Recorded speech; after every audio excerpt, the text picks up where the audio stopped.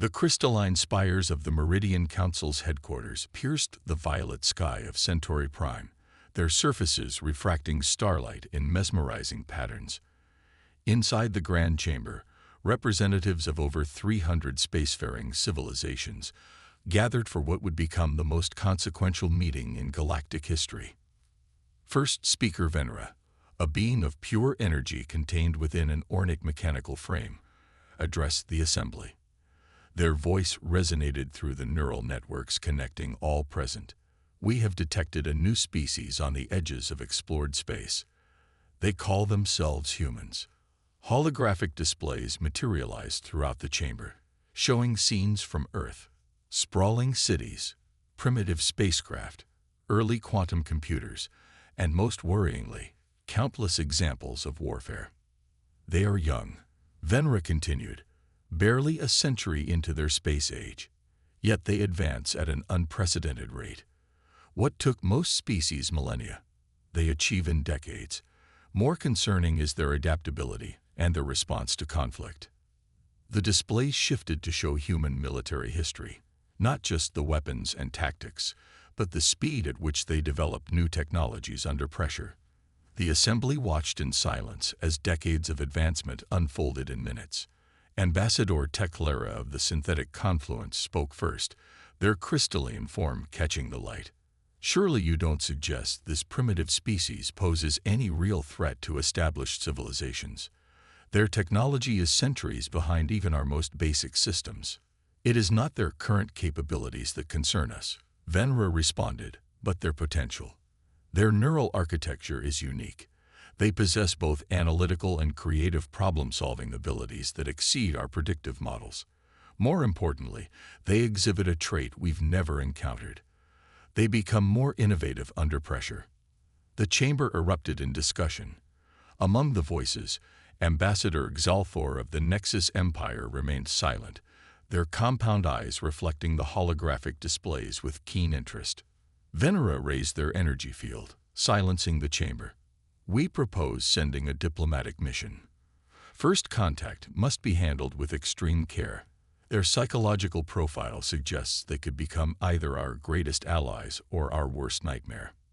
The Meridian Council approved the mission, but as the delegates departed, Ambassador Xalthor transmitted a coded message to the Nexus Empire's High Command. Primitive species discovered. Minimal defenses. Strategic location. Recommend immediate action before Council interference. The diplomatic mission departed within a standard cycle. Led by Ambassador Renali, a veteran of first contact scenarios, they believed they had prepared for every contingency. They were wrong. The humans' response to their arrival was not hostile, but neither was it what they expected. Instead of dealing with a unified planetary government, they found themselves navigating a complex web of nation-states, each with its own agenda. The humans' questions were not the usual ones about technology or resources, but about culture, art, and philosophy. They're impossible to predict, Ren Ali reported back to the council. When we present scientific knowledge, they ask about music. When we discuss technology, they want to know about our dreams. Their minds work in patterns we cannot map. The mission's carefully crafted protocols began to unravel.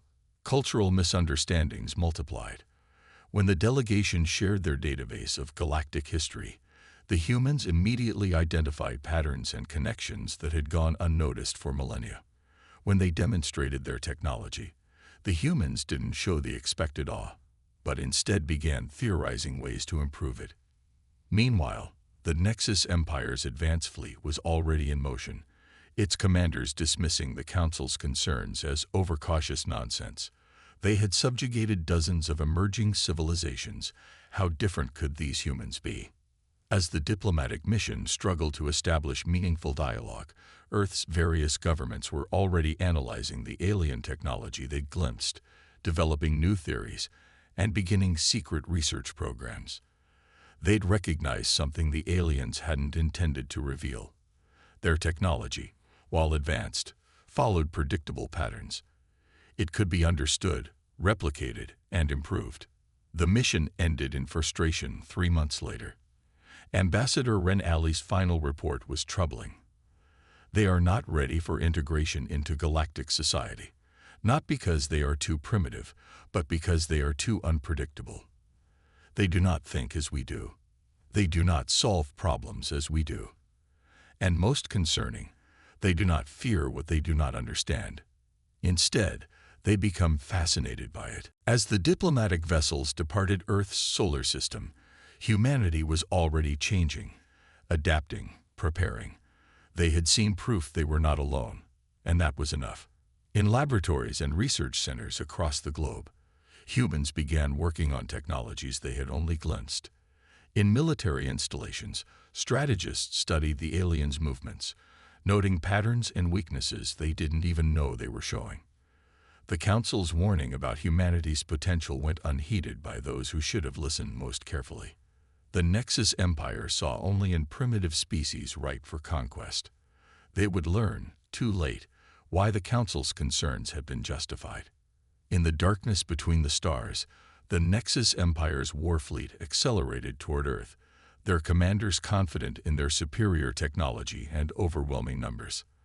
They didn't realize they were about to encounter something their vast empire had never faced before, a species that thrived on challenges, that grew stronger in the face of adversity, and that was about to show the galaxy why underestimating humanity was the last mistake many would make. Supreme Commander Zexnar stood on the bridge of the Nexus Empire's flagship Inevitable Victory, watching as the holographic display showed their fleet approaching the Sol system.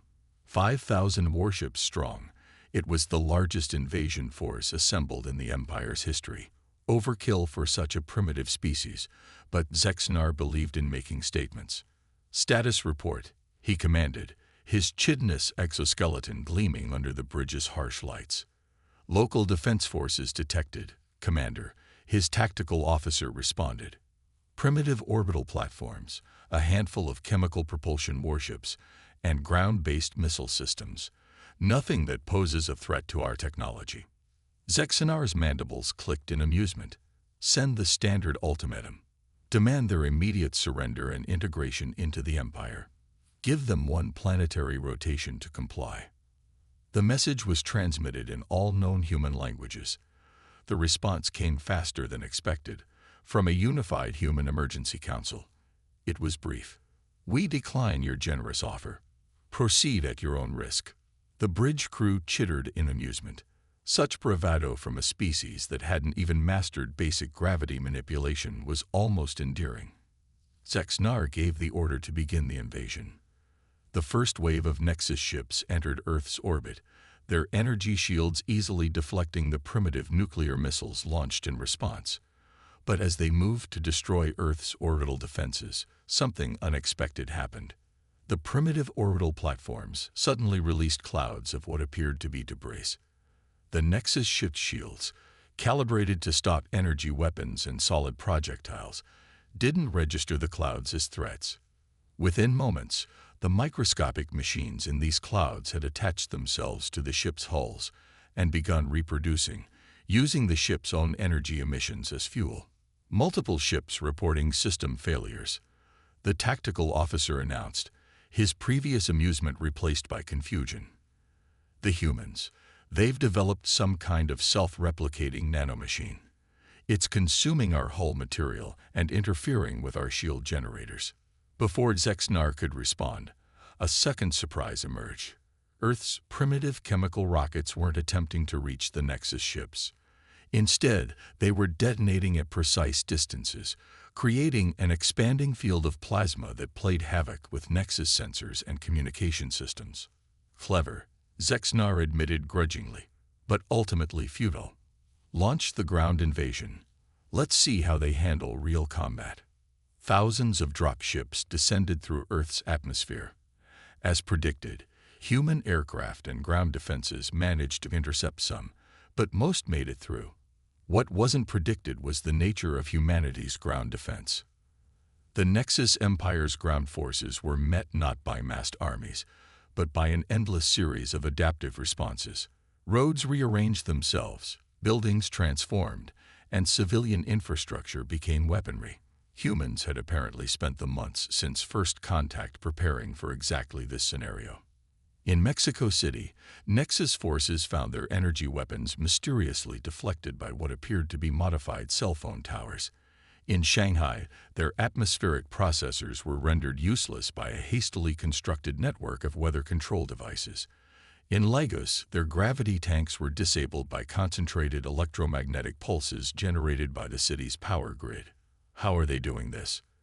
Zexnar demanded as reports of failures flooded in. Their technology was assessed as primitive. Sir, his science officer responded, mandibles trembling. They're not using advanced technology. They're using their existing technology in ways our simulations didn't predict. They're improvising. The truth began to dawn on Zexnar. The humans hadn't needed to match Nexus technology. They'd simply needed to understand it well enough to counter it. And during those months of diplomatic contact, while the Council's representatives had been frustrated by human unpredictability, the humans had been studying, learning, and preparing.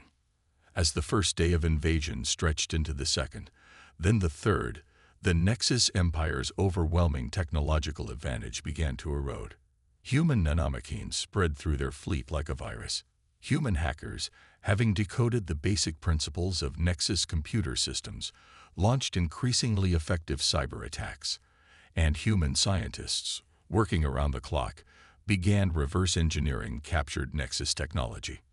By the end of the first week, the invasion force that was supposed to subjugate Earth in hours was in disarray. Zexnar faced a choice: commit more forces and risk even greater losses, or withdraw and face the Empire's disappointment. Before he could decide, new contacts appeared on their long-range sensors. The tactical officer's voice rose in panic. Sir, detecting multiple ships emerging from FTL. They're human vessels. Somehow they've adapted our own drive technology. Zexnar watched in disbelief as ships of human design, powered by reversed engineered Nexus technology, took up attack positions around his fleet. The message they broadcast was as brief as their first response. Your technology is impressive. We made some improvements.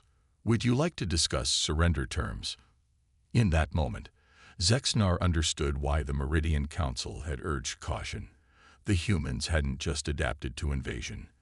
They had treated it as an opportunity to advance. Each challenge had been met with innovation, each setback with new solutions. They didn't think like any species the Empire had encountered before. As he prepared to give the retreat order, Zexnar wondered if the Empire had finally found something more dangerous than a powerful enemy, a species that grew stronger with every attempt to defeat it. In the aftermath of the Nexus Empire's failed invasion, humanity faced a profound revelation. They were no longer alone, and they were no longer safe. The emergency meeting of the United Nations in Geneva wasn't just historic, it was unprecedented. For the first time in human history, every nation on Earth was unified by a single purpose. Dr. Sarah Chen, head of the newly formed Global Defense Initiative, stood before the assembly. Behind her, holographic displays showed the remnants of the Nexus invasion fleet retreating across the solar system. The technology projecting these images hadn't existed 2 weeks ago. The Nexus Empire will return, she stated plainly. Our victory, while significant, was primarily due to the element of surprise. We cannot count on that advantage again. She gestured, and the displays shifted to show captured alien technology. But we have something more valuable than surprise. We have their technology, and more importantly, we understand how they think. The assembly chamber buzzed with discussion. Admiral James Rodriguez, formerly of the United States Navy and now commander of Earth's fledgling space fleet, stepped forward. The Nexus Empire thinks in straight lines, he explained. Their technology is powerful but predictable. They haven't faced a serious challenge in millennia. They haven't needed to innovate. Satellite feeds showed the global transformation already underway. The nanomachines that had crippled the Nexus fleet were being reprogrammed for construction. Cities were being rebuilt with integrated defense systems. The primitive orbital platforms that had surprised the invasion force were being replaced with more sophisticated versions. In research centers across the globe, scientists from former rival nations worked side by side, pushing the boundaries of their understanding. The quantum computing breakthrough in Beijing was immediately shared with labs in Silicon Valley. Metallurgists in Mumbai collaborated with engineers in Berlin to develop new materials based on alien composites. But humanity's greatest advantage wasn't just technological adaptation, it was psychological warfare. Colonel Anna Patel, head of strategic operations, outlined their approach. The Nexus Empire expects resistance to decrease as their forces demonstrate superiority. Instead, we'll show them something they've never seen, an enemy that gets stronger with every attack. Captured Nexus communications revealed their confusion and growing concern. Human tactics defied their military doctrine. When they jammed Earth's communications, humans responded with a decentralized quantum network. When they deployed energy shields, humans developed weapons that bypassed them entirely. Every Nexus victory was Pyrrhic.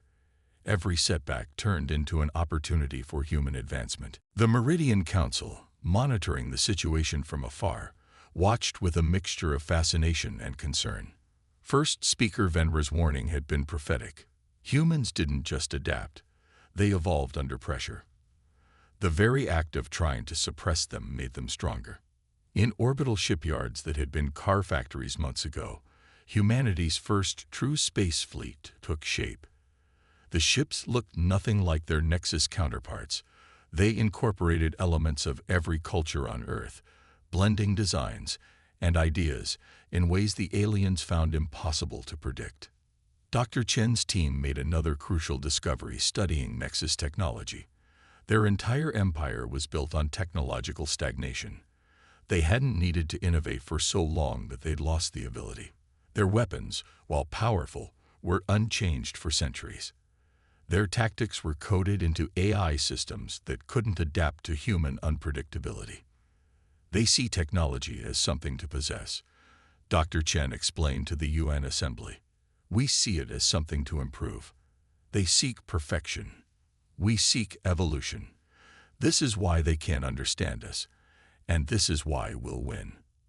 The transformation of Earth's defenses reflected this philosophy. Instead of copying Nexus designs, human engineers took the basic principles and reimagined them. Nexus energy weapons became variable frequency defense systems. Their rigid shield technology was adapted into dynamic barriers that could learn from attacks. But perhaps the most significant development came from an unexpected source. A team of video game designers, brought in to run battle simulations, created an AI system that could predict Nexus tactics with stunning accuracy.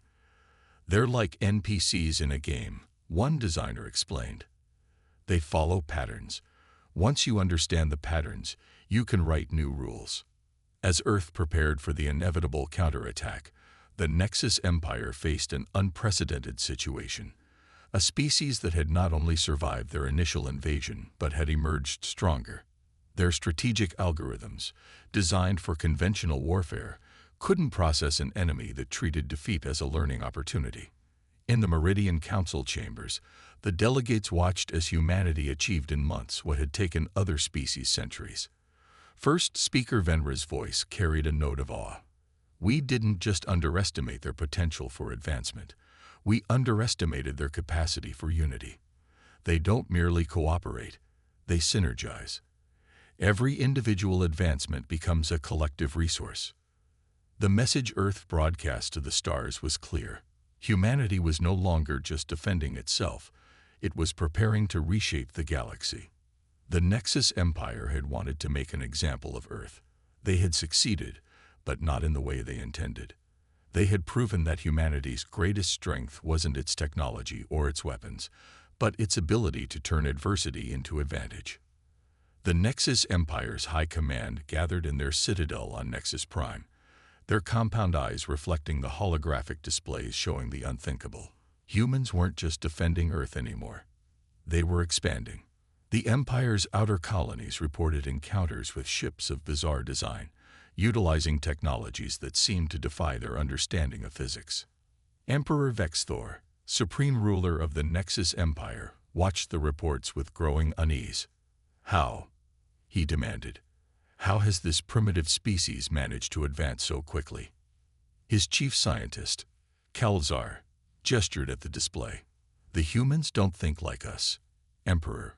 They don't seek to perfect existing technology. They reimagine it entirely. Look at this footage from the Centauri sector." The display showed a human vessel seemingly phasing through a Nexus defense screen. "They didn't try to overcome our shields with brute force," Kalzar explained. "They developed a way to temporarily exist in a different quantum state.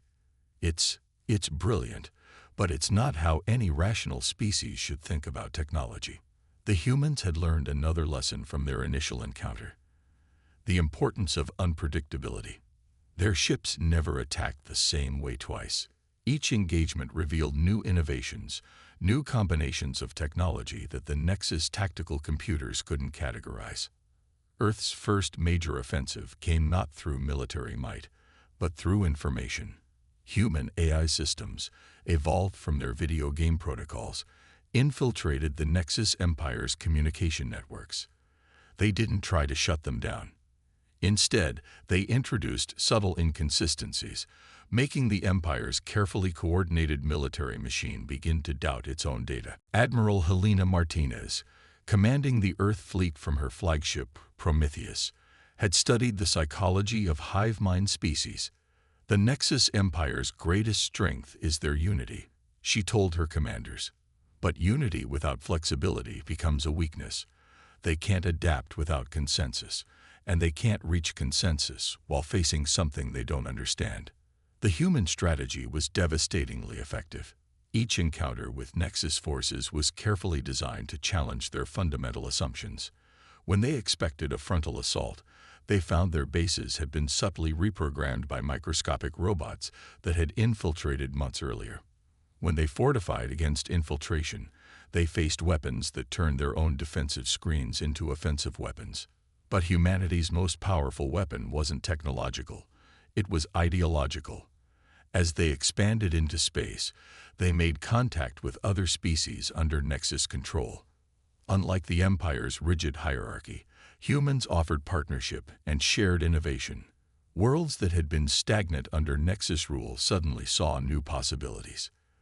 The Meridian Council watched in amazement as human influence spread through the galaxy. First Speaker Venra addressed an emergency session. "We feared humanity would become a destructive force.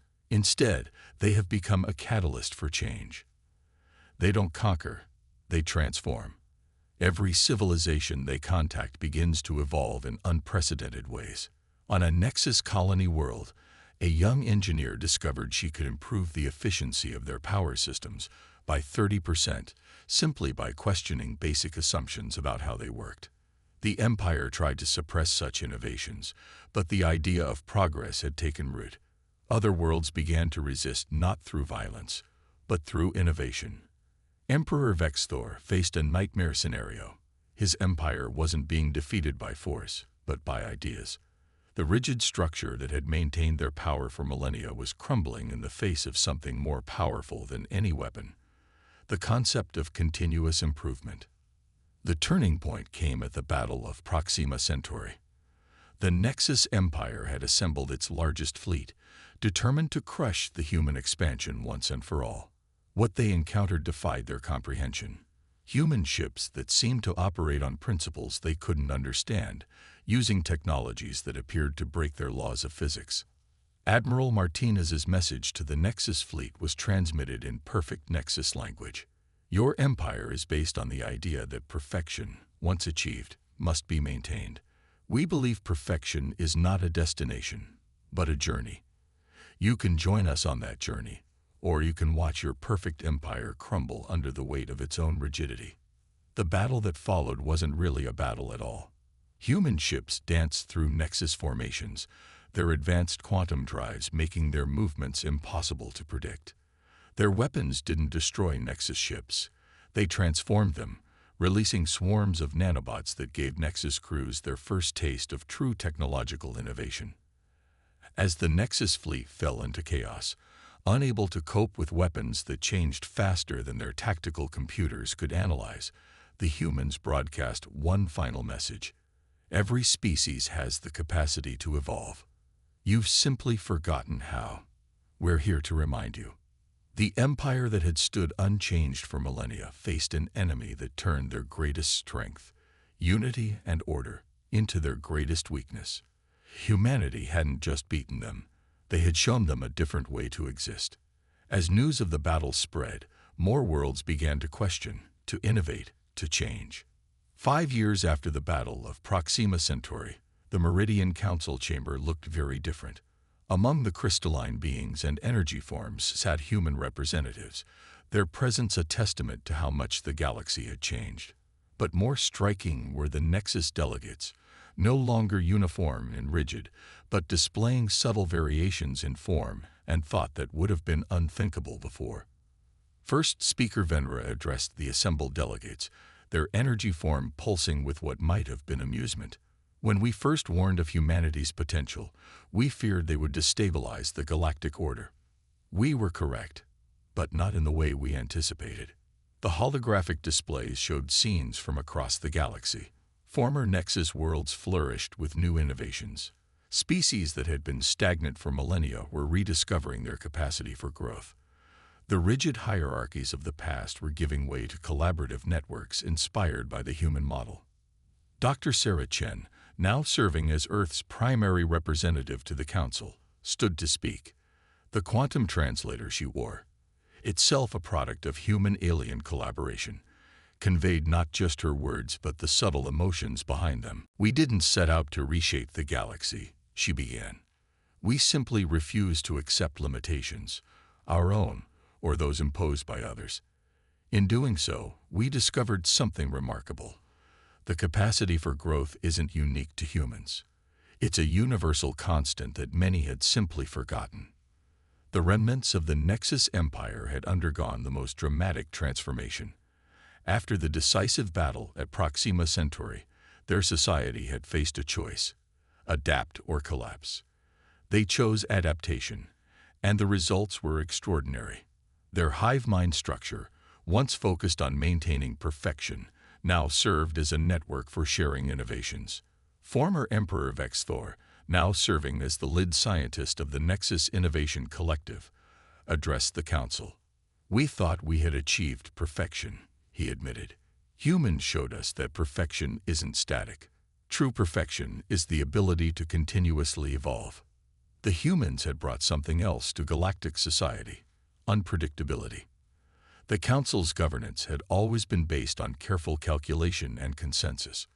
Now it had to adapt to a species that treated uncertainty as an opportunity rather than a threat. Admiral Martinez, speaking from the bridge of a new class of ship that combined technologies from a dozen species, summarized the change. The galaxy needed chaos. Not destructive chaos, but the chaos of creativity. The chaos that forces systems to adapt and grow. The Meridian Council itself had been transformed. Where once it sought to maintain stability through careful control, it now fostered innovation through collaboration. The human concept of open-source development had spread across the stars, creating networks of shared knowledge that accelerated progress across all civilizations. But perhaps the most profound change was philosophical.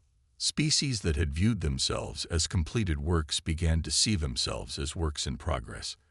The human perspective, that challenges were opportunities for growth, had sparked a cultural revolution that rippled through the galaxy. Dr. Chen's team had made another discovery that changed everything. The galaxy itself was evolving. The static view of civilization had blinded species to the dynamic nature of the universe. By learning to adapt and grow, they weren't just improving themselves, they were aligning with the fundamental nature of existence. "We are all explorers," Dr. Chen told the Council, "not just of space, but of possibility. The universe isn't a finished product, it's an ongoing process, and now, neither are we." The new galactic order that emerged wasn't dominated by humans or any other species. Instead, it was characterized by constant evolution, collaboration, and the understanding that diversity, a form, thought, and approach, was a source of strength, not weakness. The Meridian Council's original warning about humanity had been prophetic, but incomplete. Humans hadn't just changed the galaxy through force or technology. They had changed it by reminding other species of their own capacity for growth. As the council session concluded, first speaker Venra made a final observation. The greatest threat humanity posed to the galaxy wasn't their potential for destruction, but their potential for transformation. They didn't defeat the old order, they obsoleted it.